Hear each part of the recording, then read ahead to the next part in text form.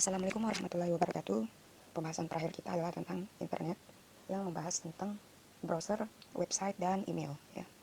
Browser, website, dan email kita tidak jauh-jauh. Kita juga harus membahas tentang hosting, URL, dan domain. Nah, jadi browser itu apa? Teman-teman sering pakai. Jadi browser itu merupakan penjelajah website ya, atau penelusur website.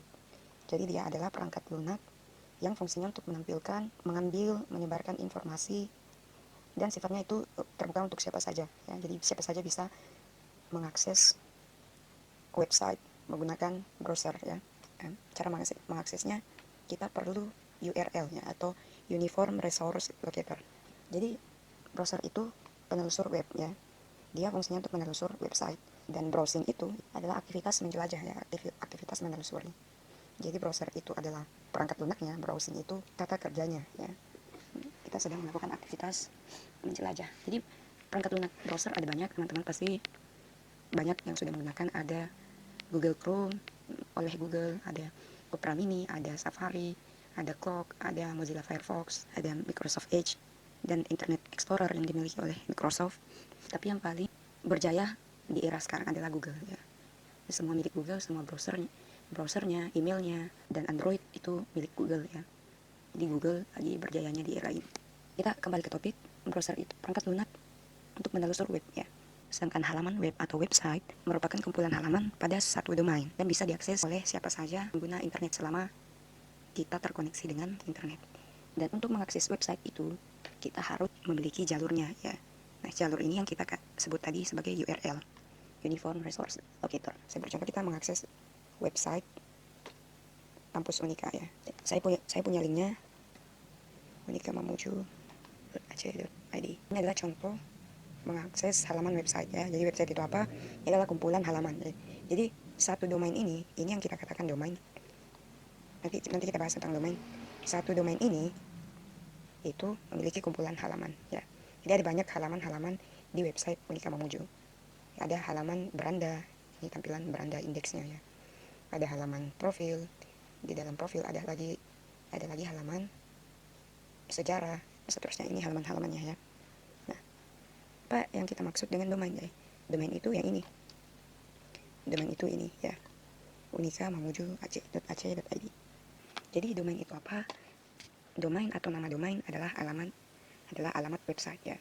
Jadi Unika Mamuju.ac.id ini merupakan alamat sebuah alamat website, dan alamat website ini sifatnya unik ya. Jadi tidak ada yang sama.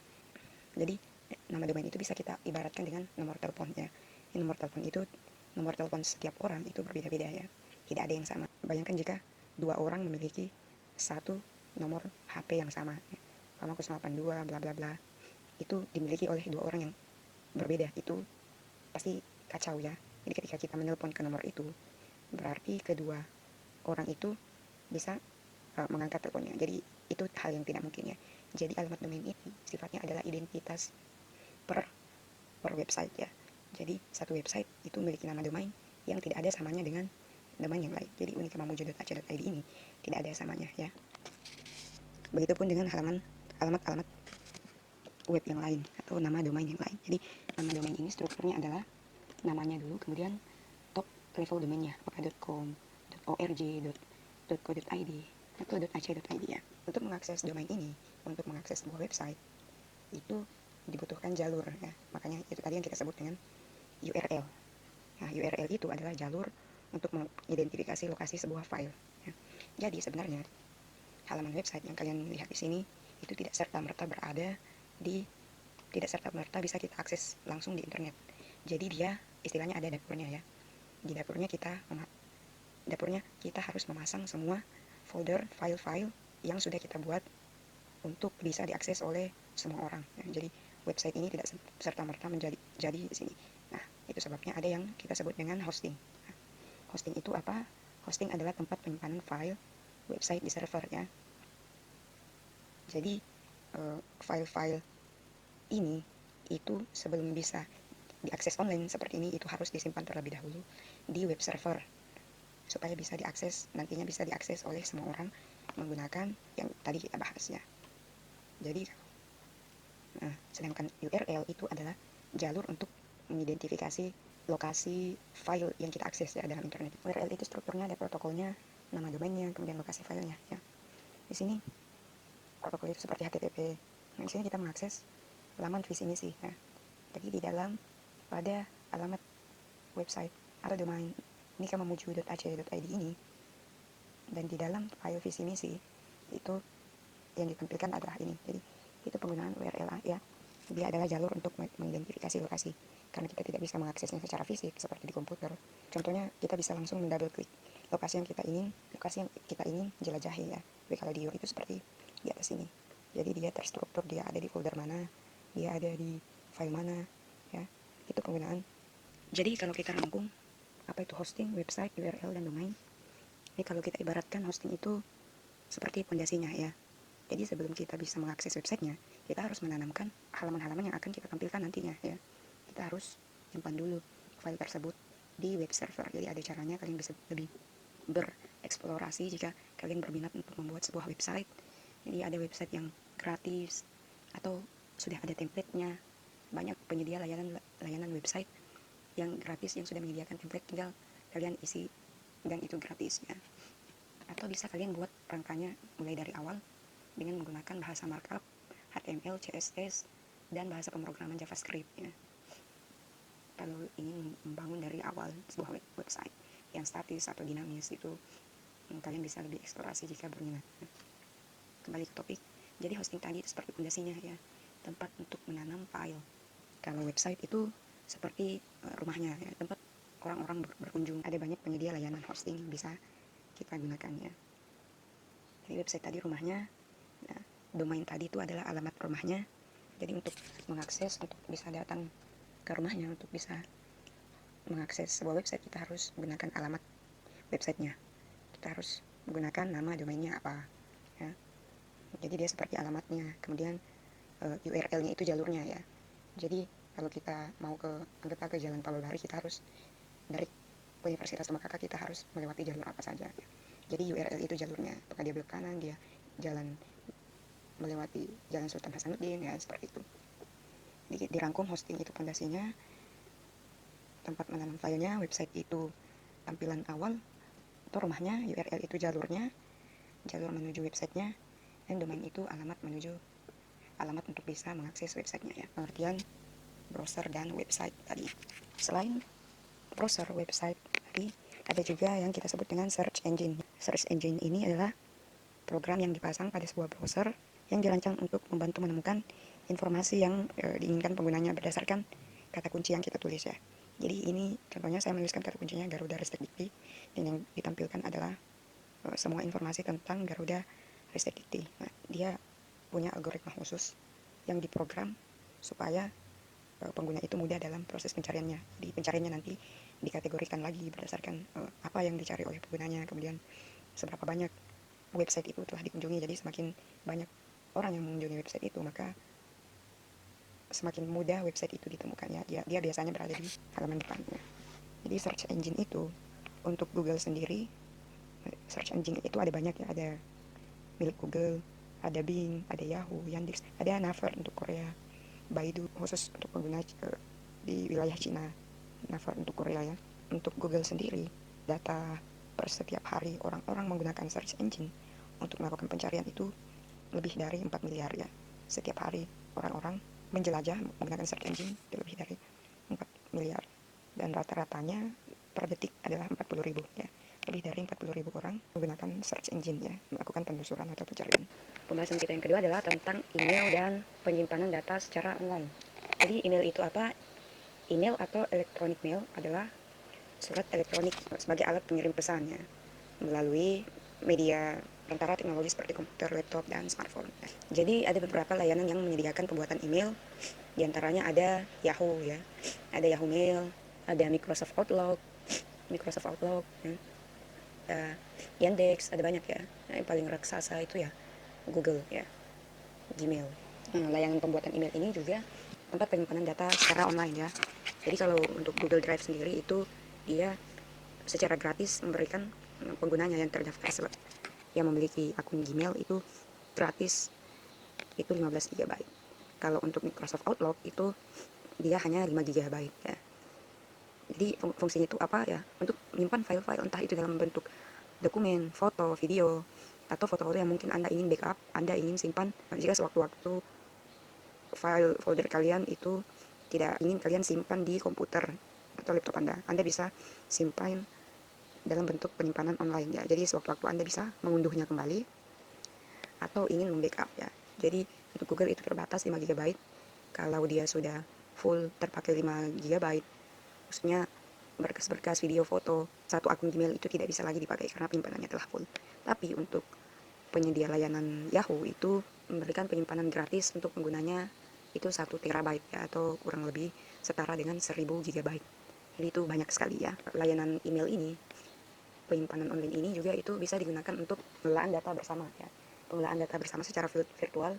Kalau contoh untuk Google Drive itu kita bisa menggunakan Google Dokumen, Google Sheet ya, Google Spreadsheet, itu bisa digunakan, dibuat satu dan digunakan oleh orang banyak secara online ya. Seperti ini saya buat Google Formulir, itu bisa digunakan untuk banyak orang. Pun sama halnya dengan Microsoft Outlook, dia memiliki fitur-fitur yang hampir sama dengan Google. Jadi fungsi penyimpanan data online ini kita bisa menyimpan data secara online, mengubah data bersama secara online, kemudian membagikan data melalui email yang sudah terdaftar ya. Jadi untuk teman-teman yang biasanya harus mengumpulkan data dengan menyebarkan kuesioner secara online, itu kalian bisa menggunakan fitur Microsoft Outlook, Google Drive, atau Yahoo atau apa saja ya. Di era ini kita sudah sangat dimudahkan. Jadi untuk Google sendiri dia menang banyak karena Gmail sendiri dia menang banyak karena pengguna Android dan Apple itu sangat banyak ya. Jadi syarat untuk bisa mendaftarkan akun Android kita untuk bisa mengakses aplikasi mobile seperti Play Store, Google Play dan segala macamnya yang sudah menjadi aplikasi bawaan di HP Android atau iPhone, itu syarat utamanya harus memakai akun Gmail ya. Kemudian sebelum kita selesai, saya ingin memberitahukan teman-teman website-website yang mungkin berguna untuk tugas akhir, tugas teman-teman nantinya ya, untuk pembuatan tugas akhir, karya ilmiah, skripsi. Sini ada banyak website gratis yang bisa kalian kunjungi. Itu ada Garuda Ristek Dikti, ada Perpusnas, dan juga ada Google Scholar, ada juga PDF Drive ya. Ada Scopus untuk jurnal internasional. Jadi kalau untuk Garuda Ristek Dikti itu jurnal-jurnal dan artikel-artikel nasional yang bisa kalian akses ya untuk tugas kalian. Ya, ada banyak kategori dalam, ada untuk computer science, ada untuk ekonomi, agrikultur, ada sosial ya. Itu banyak sekali, dan di sini ada 1 juta lebih artikel ya. Penerbitnya 1000 lebih. Anda bisa masukkan kata kuncinya apa. Kalau contoh Arduino Uno untuk ilmu komputer ya. Ini Google Scholar atau Google Cendekia. Jadi di dalamnya file dokumen yang kita unduh itu ekstensinya ada yang dokumen, ada yang PDF ya. Perpusnas sendiri itu teman-teman harus daftarkan diri terlebih dahulu ya, menggunakan KTP, nik KTP. Google Cendekianya tidak mau diakses ya. Jadi banyak kok layanan banyak publikasi-publikasi di Google Cendekia ini. Kalian bisa akses ya, di sini Google Cendekia. Cendekia adalah layanan yang memungkinkan pengguna melakukan pencarian materi-materi pelajaran berupa teks dalam berbagai format publikasi. Jadi di sini tadi saya cari keywordnya Arduino Uno ya, dan temukan lebih dari 10.000 dokumen. Ini kita bisa jadikan rujukan untuk penelitian ya. Bisa cari publishernya siapa, kita bisa filter berdasarkan tahun. Kalau untuk Perpusnas itu modelnya seperti ini. Nah, kalau untuk Perpusnas itu modelnya seperti ini ya. Jadi kita harus daftarkan diri dulu. Kemudian nanti setelah kita mendaftar menggunakan memasukkan semua data-data pribadi yang ada di KTP, kita akan diberikan nomor anggota ya. Di dashboardnya nanti nomor anggota dan kita masukkan password yang diinginkan ya. Di dashboardnya nanti tertera semua buku-buku yang kita pinjam, yang kita baca ya. Jadi di sini ada semua publishernya, ada Balai Pustaka yang lokal maupun internasional ya. Teman-teman bisa eksplorasi, bisa lebih banyak cari tahu tentang situs-situs untuk mengakses jurnal, artikel, atau buku ya. Ada banyak buku bisa kita akses secara gratis. Kita bisa pakai untuk research ya, penelitian, tugas akhir, dan segala macam. Kemudian yang ingin saya kenalkan lagi, kalau teman-teman sudah tahu, alhamdulillah. Kalau belum ya, saya ingin beritahu, ada aplikasi yang namanya Mendeley ya. Ini benar-benar akan memudahkan teman-teman sekalian untuk pembuatan karya ilmiah ya. Jadi kita harus download dulu aplikasinya, dan kita harus sign up, kita harus daftarkan diri menggunakan email kita ya. untuk bisa memakai Mendeley ini. Kemudian Mendeley ini nantinya kita konekkan dengan aplikasi Microsoft Office Word kita. Kita konekkan biar nanti secara otomatis dia akan memasukkan daftar pustaka yang kita, sumber-sumber yang kita gunakan, yang kita pakai ya. Jadi akan menjelaskan dari awal untuk penggunaannya seperti ini. Saya sudah punya banyak jurnal yang saya download secara gratis ya, atau file-file PDF saya yang sudah saya download sebelumnya. Jadi kita bisa langsung download di aplikasi ini atau kita bisa masukkan secara manual ya. Nah, di sini kita harus install semacam plugin. Kita harus install untuk konekkan Word kita dengan Mendeley ini. Jadi seumpama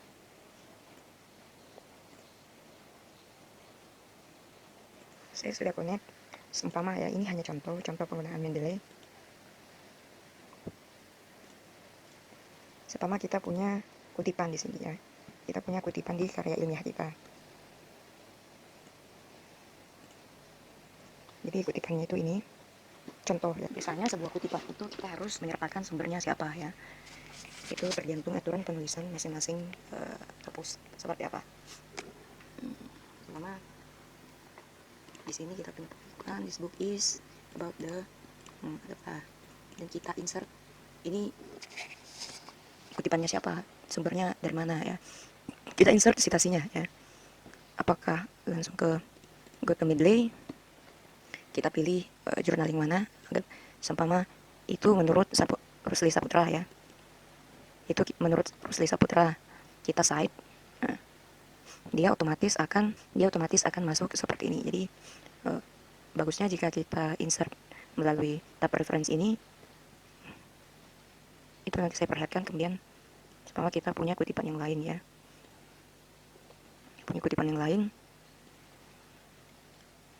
anggaplah dia citasinya, kita pilih lagi, umpama dia itu Yusuf Abdullah Badamasi ya.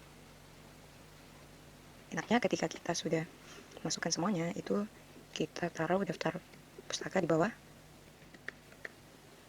Itu secara otomatis dia akan memasukkan semua sumber yang tadi kita masukkan di sumber kerja kita ya. Dan itu sudah secara otomatis penulisannya seperti ini ya. Jadi penggunaan Mendeley itu sangat bagus untuk akhir teman-teman ya. Bagi teman-teman yang sudah tahu fungsi aplikasi ini ya, bagus, silahkan di share. Yang belum tahu bisa teman-teman coba untuk gunakan.